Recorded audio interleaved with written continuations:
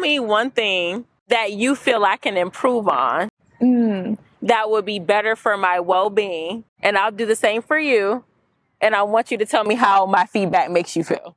Oh, I love it. Okay. So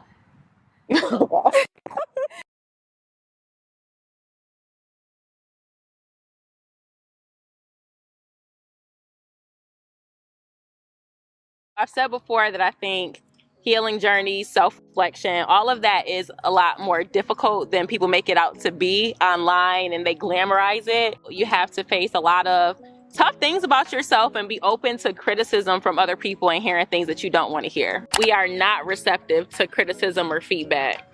Do you feel like there might be some truth in that? it probably was certain women, you know, that are not aware. You know, us, we can handle it. We can take it on the chin and grow from that. Yeah. Do you feel like you are good with handling criticism? I'm learning now not to take it personal. Yeah. Girl, I was like, let me not take this stuff personal. Like, thank you. You know, thank you for the feedback.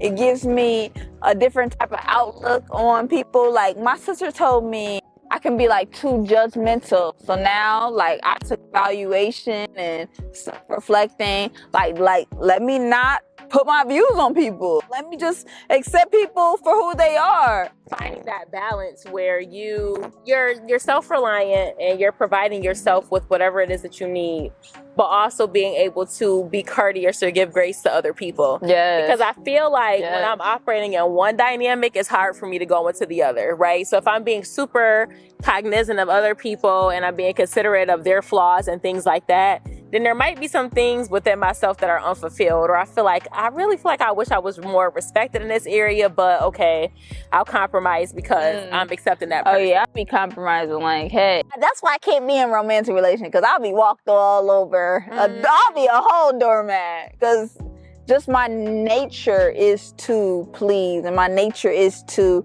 like, surrender. You know, even though I hate the word submit, I would naturally just submit because I don't like battles. Like, I don't like to argue. If you want to fight, if you want to argue, you got it. I don't even do it. That's why I know it's in romantic relationships not for me, because I would just be a doormat. Do you feel like that's why submission is a trigger word for you?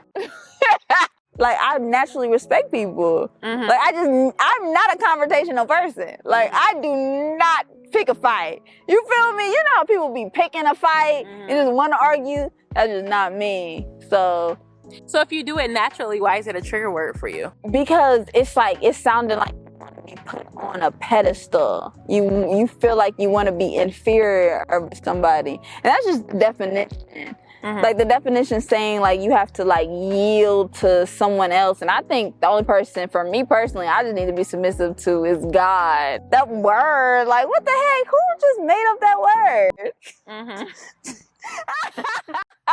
I just had to understand, because it's like, it sounds like you naturally do it. Yeah, naturally. Yeah. So what about the word has given you a negative connotation where it's like inferiority? Girl, I'm literal. Oh, okay. I Google stuff. What does this word mean?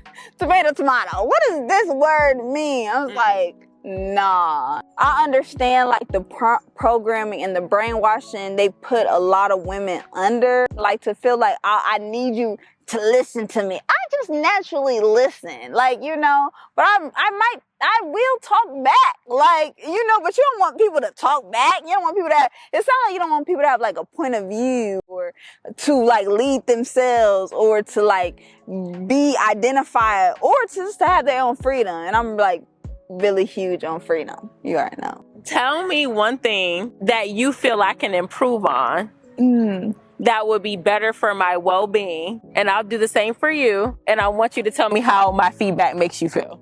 Oh, I love it. Okay. So, not centering like dating and romance and men in your life. Like, just be the woman you are for you, not for anybody else. Like, how you just even took this whole solo journey for yourself. Go off of your own impulse. Go off of what you feel is right, not by what society's pressure. What really did, honestly, when you were like putting so much pressure on yourself when you turned 30, like you felt like that was a negative thing, like you were behind at life. That really did like low-key bother me, because I feel like you are a superb woman. You have so much value. Anybody would be lucky and blessed to just have you as a partner overall, but just the pressure that you let society put on you is just like, you turning 30, like, girl, you glowing in real life. Like, you got it going on in real life. Anybody is just lucky to even be in your presence. Like, I'm blessed to have you as a friend. I'm honored to be on this journey with you. So just knowing like your true potential, you don't have to let society sway you any other way, or a relationship define you just as you as a woman, because you have the qualities, like the qualities you have. It's like, we can all look up to you. I look up to you. You inspire me on a daily. Thank you. I know I'm gonna try it.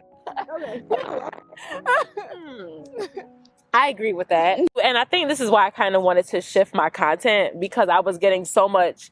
You get the trolls on the internet who get into your head, and then it changes how you feel about yourself.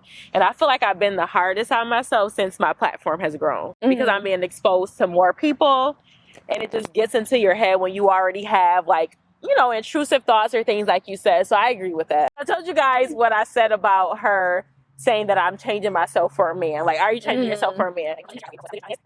Respect my counselor so much. Black woman, like, really, really awesome. Like, she gives it to you real. We were talking about dating. I was like, I really just don't understand what's going on. I'm like, I feel like I'm working on myself. I'm doing all these great things. And I just, it's like, where is it going? Like, I'm just having bad experiences, or I'm not meeting anybody. And she was like, so are you only working on yourself to get a man? One thing she said was like, okay, so you like to travel, right? And I was like, yeah. She was like, so if you could just get up and buy a flight to Dubai, you think you'd be worried about half of the stuff that you worried about? Basically, she was saying, get on your shit and focus on yourself. Like, when you reach that point in your life where you can just get up and go whenever you want and achieve the things that you want, you're not going to be worried about the man turning 30, babies, this, that. So it's like, focus on yourself. Like, you're gonna attract so many people, and I know you automatically already just attract beautiful people around you, but that's just, you're not gonna feel empty or you're missing out when you just are living your purpose on your terms, your way. People gonna get on your program. Like, you don't have to get on nobody's program though. Yeah. All right, tell me. Yeah, lay it on me, because I know I'm a work in progress, sis. Please keep me real. This is so hard. So Terrence is like one of my favorite people. So I'm trying to think of something I would give her. Please, what I can work on and grow as a person. I think that it would be good for you to reflect on, but then also great to hear about how a lot of your viewpoints are connected to possible traumas or things that you've seen as a child. Because I do think that, you know, you're very strong in what you believe in. And I love how, you know, just how firm you are in your beliefs, right? Like, you're not moving no matter what anybody said.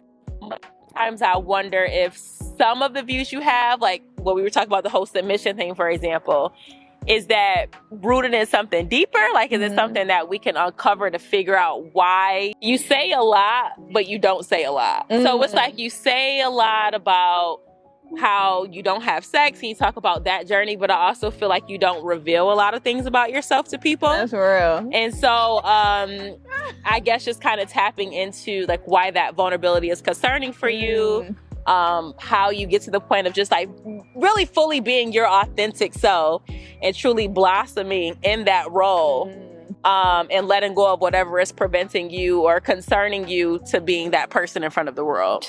I want to get straight to the point. Like, I don't want to hear about like you on some real stuff. I don't know why. Like, when I read a book and I'm like, I don't want to hear about your childhood. I want to hear about like the solution. Like, give me strategic formats of like how I can go through this life. But I just want to go straight towards, here's a solution. Do this, you know.